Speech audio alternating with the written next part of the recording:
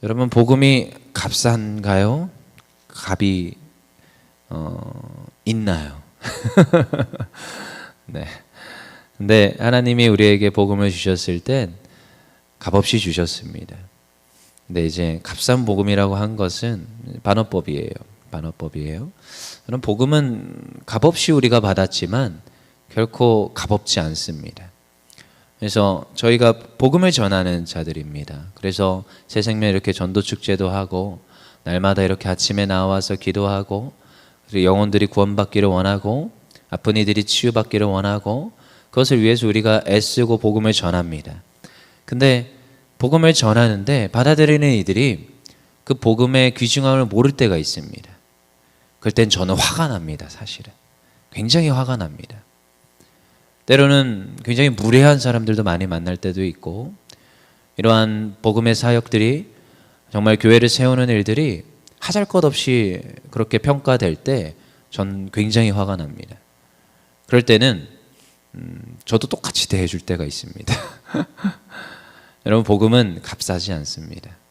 예수님이 십자가에서 죽으심으로, 예수님이 피 흘리심으로 우리를 구원해내신 정말 값비싼 복음인 줄 믿습니다. 근데 그걸 우리에게 값을 요구하지 않고 우리에게 그냥 거저 주신 선물이라고 표현을 하시지만 우리가 이 복음을 전하는 사명자로 불림받았을 때는 값없이 주는 건 맞지만 우리가 값없는 사역이 아니요, 우리가 그러한 존재가 아님을 또한 아침에 또한 마음에 다짐하시고 우리가 정말 하나님 앞에 충성된 일꾼으로 서기를 원합니다. 오늘 고린도후서 11장에는 바울이 거짓 선지자들의 이야기를 하면서 이제 후반절 16절부터는 자기를 자랑을 합니다. 바울은 자기를 자랑하는 이가 아니었습니다. 근데 자기를 자랑하는 거예요. 그러면 자랑할 만합니다. 사실은 그가 가는 곳곳마다 수많은 이들이 주님 앞에 돌아왔고 교회가 세워졌고 그의 복음의 영향력과 예수님께 받은 그 복음을 그냥 전했을 뿐인데 그의 놀라운 그 사역의 열매들은 너무 많았다라는 거예요. 그래서 그는 자랑할 만합니다. 하지만 자랑하지 않습니다. 그가 대접받기를 원하지 않았고 섬김받기를 원하지 않았습니다. 아까도 본문에서 그 마게도냐 사람들이 그리고 또 수많은 교회들이 자기의 그 사역을 위하여서 연보하였고 너희들이 수고한 것도 안다 그렇게 이야기를 하지만 이 바울의 수고는 헛되지 않았고 그는 칭찬받아 마땅한 입니다. 하지만 한 번도 자랑하지 않는데 오늘 자랑을 합니다. 왜요?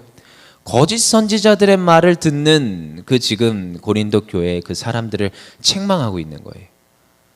내가 그들보다 못하지 않았는데 어찌하여 너희가 내 말을 듣는 것이 아니라 그 지금 거짓 선지자들의 말을 듣느냐면서 지금 내가 자랑할 게 없지만 자랑해보겠다는 거예요.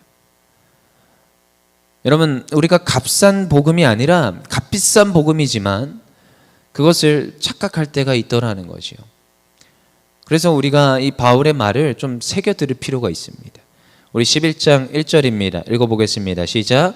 원하건대 너희는 나의 좀 어리석은 것을 용납하라. 청하건대 나를 용납하라. 이제 자랑하기에 앞서서 지금 이야기를 하는 거지요.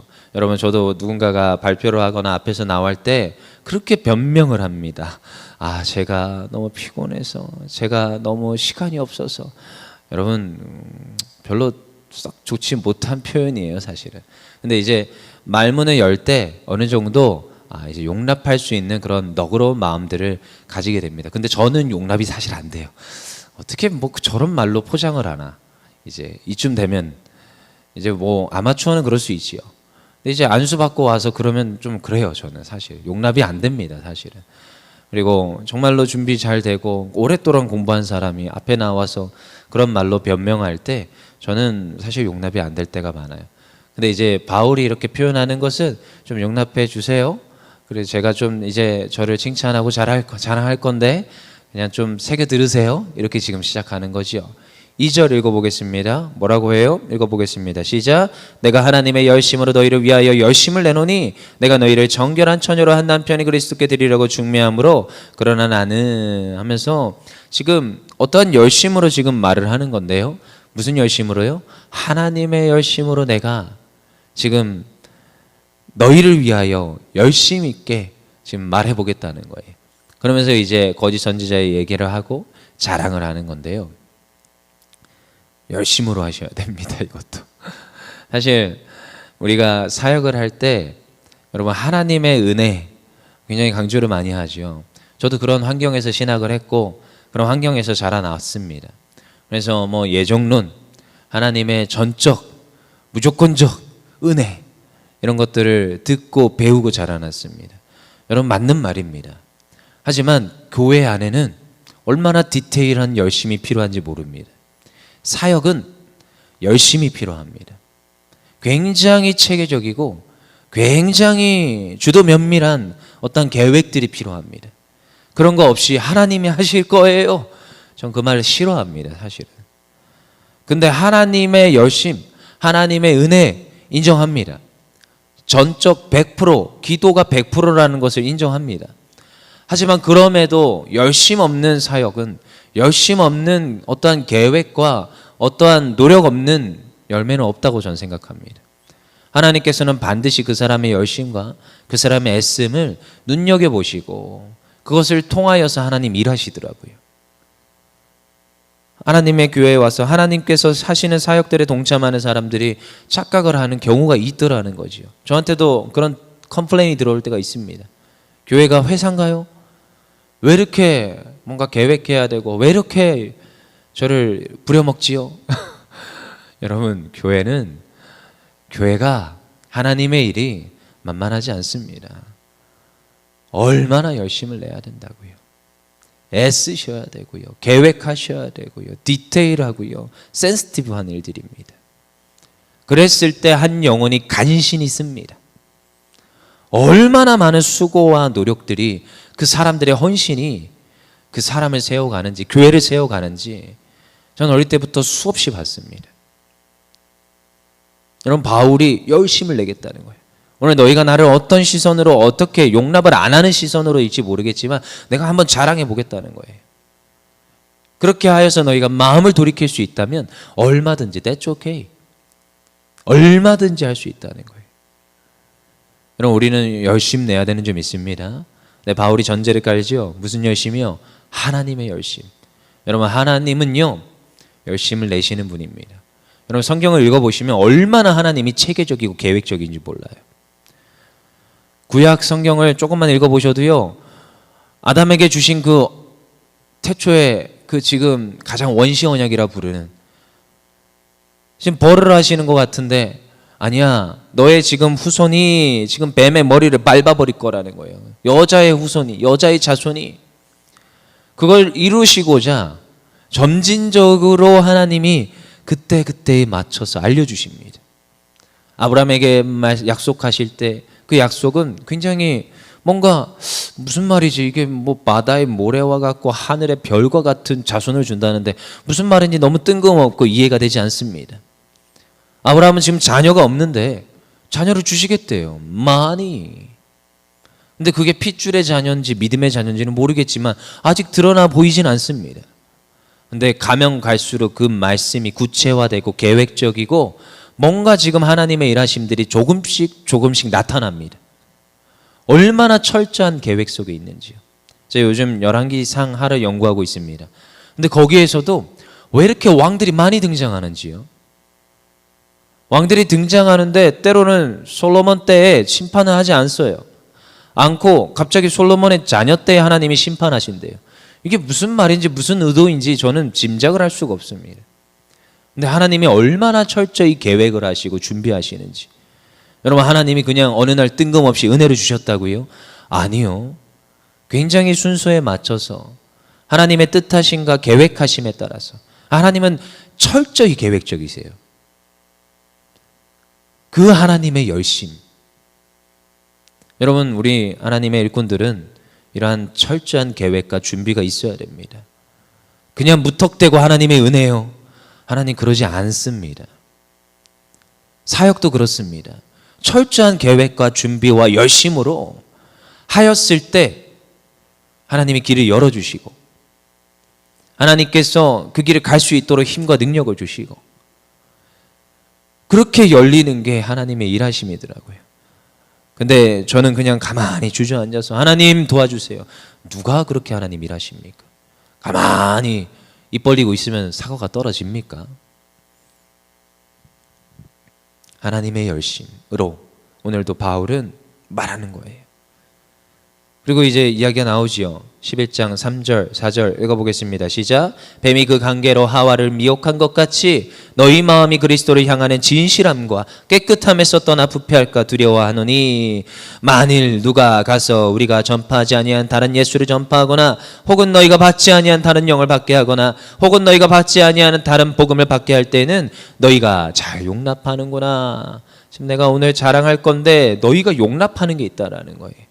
무슨 용납입니까? 꼭 뱀의 그 하와가 뱀의 관계에 넘어갈 건가 같이 지금 너희가 넘어가고 있다. 이게 무슨 말이냐? 세 가지에 넘어간답니다. 무슨 뭐에 넘어가요? 4절에 보니까 예수, 다른 예수를 전파하는 것에 넘어간대요. 여러분 다른 예수가 있습니까? 다른 예수가 이 당시에도 있었고 요즘도 있습니다. 우리나라만 해도 뭐 지금 어떤 분은 150명이다, 200명이다. 그렇게 예수님이 많답니다. 우리나라에. 세계적으로 더 많겠지요. 내가 예수요. 그리고 또 어떤 복음이요? 어떤 거요? 받지 아니한 다른 영을 받게 한대요. 이 거짓 선지자들이 하는 일이지요. 성령을 받아야 되는데 다른 영을 받게 한답니다. 여러분 근데 여러분 악한 영도요 능력이 있습니다. 악한 영이 얼마나 능력이 있는지 모릅니다. 악한 영은요 능력이 있습니다. 하나님의 영이 그러셨죠. 아니요, 악한 영이 하실 때가 굉장히 많습니다. 악한 영. 근데 악한 영을 받게 한대요. 또 어떠한 거요? 다른 복음. 여러분 복음이 아닌 복음을 전하는데 복음인 줄 알고 받아들이는 이들이 있지요. 여러분 복음은 명확합니다. 명확해요. 예수 그리스도가 나를 위해서 죽으시고 부활하신 것, 그것을 통하여서 우리가 그걸 믿음으로 우리가 구원받는 것. 근데 구원에 이를 수 있는 방법이 다른 방법이 있다 말하는 것은 다른 복음입니다. 다른 복음.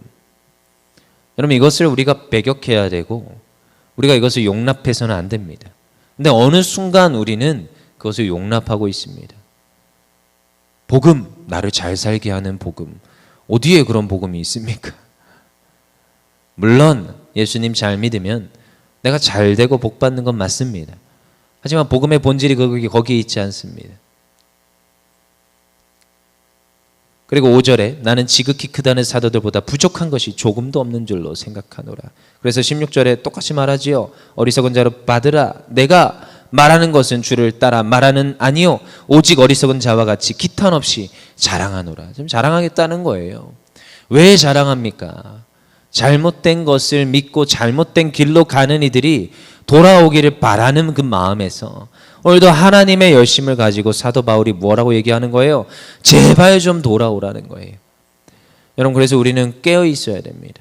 다른 이들의 말을 쫓아가는 것이 아니라 오늘도 다른 복음, 다른 예수, 그들이 말하는 다른 영을 내가 받아들이는 것이 아니라 오늘도 우리를 구원하시는 예수, 오늘도 우리로 하여금 살게 하시는 복음, 오늘도 나로 하여금 세임과 능력을 주시는 성령님, 그분을 의지해서 가는 것이 우리의 신앙이에요.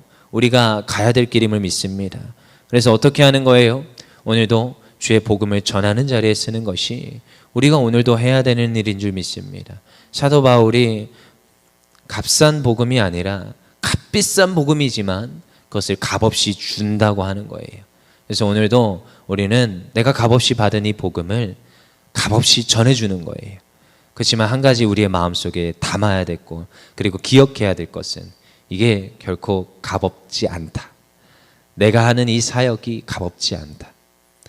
그리고 오늘도 내가 그냥 무턱대고 하나님의 은혜로만 하는 것이 아니라 내가 오늘도 계획적이고 체계적으로 오늘도 하나님께 능력을 구하고 은혜를 구해서 하나님 저의 처해진 그 가정에서 만약에 저희 아버지를 저의 남편을 구원해야 되는 입장에 있다면 여러분 굉장히 노력하셔야 됩니다. 굉장히 열심을 내셔야 됩니다. 지혜로우셔야 됩니다. 성경에 이렇게 표현할 때 있죠. 아까 뱀 나왔는데 뱀이 꼭 부정적이지만은 않습니다. 뱀처럼 좀 간교할 필요가 있습니다. 지혜로울 필요가 있습니다. 계획적일 필요가 있습니다. 내가 좀 손해 보더라도 때로는 밀당도 할 수 있어야 됩니다. 연애하듯이 그 사람을 구원해낼 수 있다면. 때로는 나를 자랑할 필요도 있습니다. 저도 어디 가서 뭐라고 얘기 안 합니다. 근데 이 친구가 굉장히 뭔가 학술적으로 저한테 막 따질 때가 있어요. 그럼 저도 학술적인 배경과 모든 것들을 얘기를 해줍니다. 할 때 있어야 됩니다. 이게 오늘 바울이 말하는 복음을 전하는 방법이고, 오늘도 우리가 그러한 자리에서 우리도 하나님의 은혜를 구하여서 하나님께 맡은 이 사명을 잘 감당해야 될 줄 믿습니다. 이 시간 기도하겠습니다.